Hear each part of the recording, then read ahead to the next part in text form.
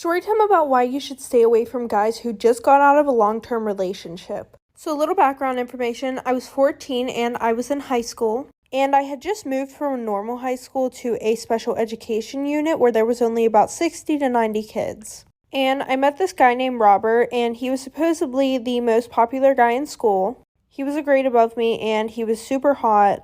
He definitely had a reputation with the girls, and his body count was higher than his age. Well, I have a single stay-at-home mom, and her and I haven't had the best relationship, and she's kind of strict but also kind of not.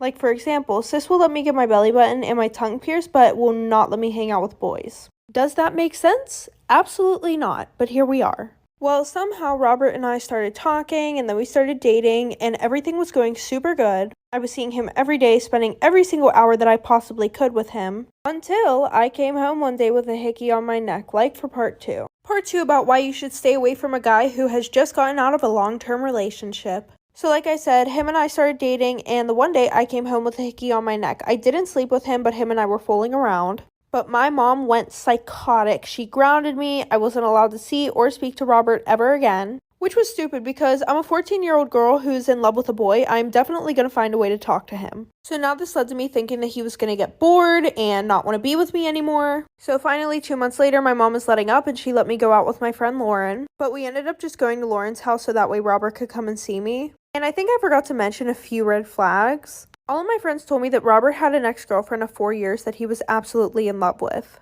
But that wasn't the worst one. He told me that he was never going to get over his ex and that he was always going to want to be with her. And then he asked me to be his girlfriend 2 days later. And we're going to call her Lucy. Well, I posted a few TikToks and Lucy's best friend Ellie commented on my TikToks, like for part 3. Part 3 about why you should stay away from guys who had just gotten out of a long-term relationship. Like I said, I posted some TikToks of Robert and I, and Lucy's best friend Ellie decided to comment. Ellie commented something along the lines of, "Look at Robert finally getting some attention." And Lucy, which is his ex-girlfriend, commented, "He can finally leave me alone now." So I screenshotted it and I showed it to Robert, and he was like, "Oh, just forget about it. It was nothing. Block them." But instead of that, I decided to be petty and I posted another TikTok saying, "Look at Robert finally getting some attention." 5 minutes later, Ellie Snapchatted me and she was like, "I don't know why you're doing that. Like, I just commented that because he was literally just texting Lucy on Christmas, saying that he misses her and he would do anything to get back together with her." So I screenshot it and I show it to Robert, and he doesn't say anything. He literally just straight up ignores me. So obviously we broke up. He got a new girlfriend and she would literally call me every name under the sun. So I gave her a little reminder that he's never going to get over Lucy. And I started dating Robert's best friend, and he is so loyal and I love him so much. Storytime about how my crazy ass cousin broke up my family. So a little background information, my cousin Brandy has been married to her wife for about 16 years. And they both have 3 kids together, and I live with my brother and sister-in-law, Nora. Both of our families were super close. They were always coming over to our house, vice versa. Now, this is where you gotta keep up. My cousin Brandy started cheating on her wife with Nora's sister, Taylor. And that meant that Taylor was cheating on her boyfriend, and they had 3 kids together also. And this all started happening the night of my nephew's birthday party. They literally did the nasty that day and then showed up at different times to play it off like they weren't doing anything. And nobody really found out about any of this until Thanksgiving of last year, but the drama is still going on till this day, and it only gets worse. My cousin Brandy convinced Taylor to break it off with her boyfriend and completely leave her 3 children for her. Meanwhile, Brandy is still with her wife, like for part 2.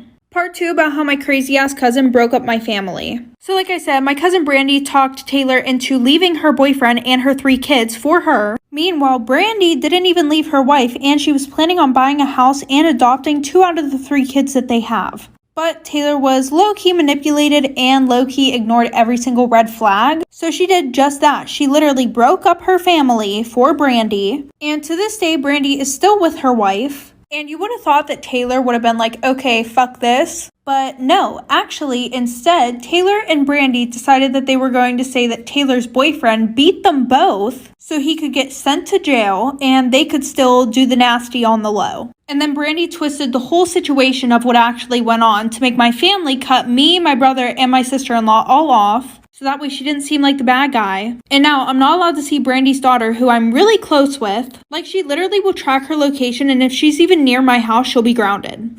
Storytime about how my sister sold my nudes. Yes, my own sister. So a little background information, I was in 12th grade and I was pretty popular. And my sister, on the other hand, she was in 9th grade. I'm not even saying this to boost my ego, but she was jealous of me and everybody could tell. Mainly because of the fact that she didn't have her high school glow up, she low-key still looked like a 6th grader. And there were very few guys who gave her attention, and some of the guys would even tell her that I was hotter than her. So that did not help the situation at all. Not like I even paid attention to any of these guys because I had a boyfriend. And my sister and I still shared a room even though our brothers got their own rooms. So she could literally go through my shit anytime she wanted. Well, since we shared a room and I'd never thought that she would sell my nudes, sometimes I would take these exposing pictures of myself while she was in the room. Well, she had this one friend named Jessica who also was weirdly obsessed with me. One night she was saying how funny it would be to sell someone's nudes, like part 2 about how my sister sold my nudes. So like I said, my sister had this friend, and the one night they were talking about how funny it would be to sell somebody's pics.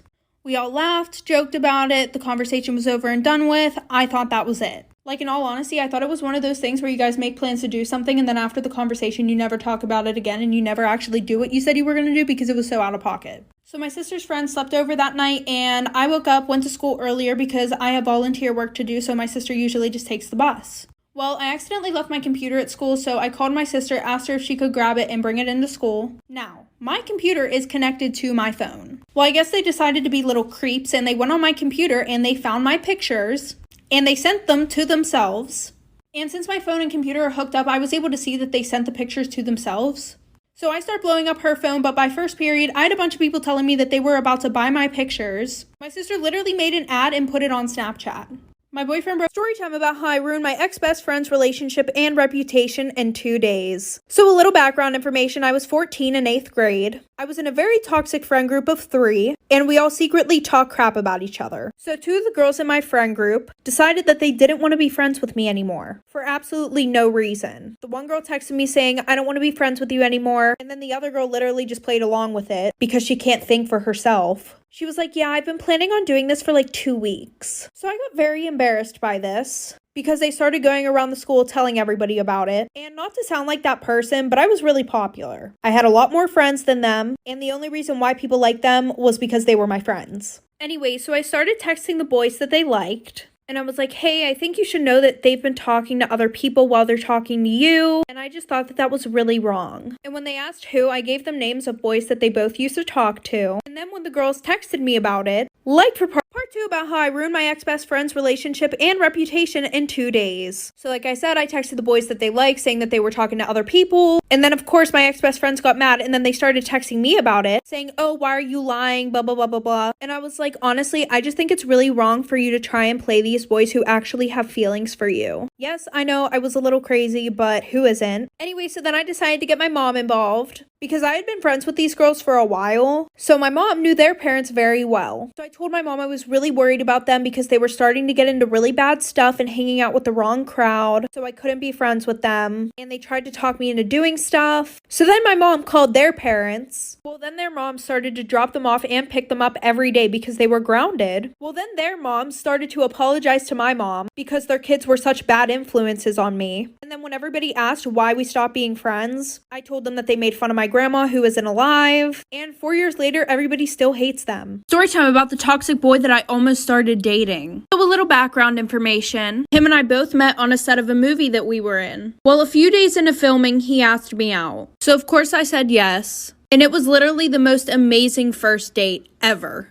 So he asked for a second date and I said yes, of course. And the second date was terrible. He literally just tried to get in my pants the whole time. So then he asked me for a third date. And for some reason I said yes, hoping that it was not anything like the second date. And he didn't show up. So I pretty much got stood up. And then he even blocked my number. So a few months go by and I end up moving in with my best friend, about an hour away from where I was living when I met him. Well, the one night she came home and told me that he had messaged her on Instagram, which I thought was funny as hell because my best friend did not swing that way. So she pretends to flirt with him and asks him to come over. So he drives an hour to our apartment, and when he walks in, he just sees me standing in the kitchen. He immediately walked out. Crazy ass story time about how my best friend's parents walked in on me sleeping with my best friend's brothers. And yes, I said brothers. So my freshman year, I became best friends with this girl. And she had 2 older, hot-ass brothers. One was in college, and one was a senior. Well, it was Christmas break and her older brother from college was home. And my parents let me go with them to Florida for Christmas break. They had a super nice beach house and I was sharing a room with my best friend. And the boys were sharing a room. And our room was connected because there was a bathroom in the middle. Well, my best friend got super sick the first 3 days of the trip, so she didn't do anything with us. So I was hanging out with the boys all the time. Well, the one night we were on the deck and we started to play Truth or Dare. And one of them asked, "Would you sleep with us?" And I said, yeah. So at around 3 a.m., I snuck into the room and things started to get real nasty. There are kids on this app, so just use your imagination. And things started to get really loud and we woke their parents up, for part two. Part two. So we thought that we woke their parents up and we heard someone walking up the stairs. So I ran into the bathroom, hid, and they asked if everything was okay. And I was just like, oh, I'm not feeling good. I think I caught whatever my best friend has. So they went back downstairs and we thought they went back to sleep. They were never asleep. So we decided to go onto the deck and finish the nastiness that we were doing. And I was like, oh, okay, we don't have to be that quiet now. Because their bedroom was in the front of the house and the porch was on the back of the house. And we were on the second floor, and below that there was another porch with a fire pit and everything. And I could see below us. Well, out of the corner of my eye, I thought I saw somebody walk into the house. But stupid me, I just ignored it. Not even a minute later, I hear the sliding door open. And I hear, and we all turn around and everybody's standing there. So they sent me home and told my parents. But I didn't get grounded because low-key my mom knew I was a hoe.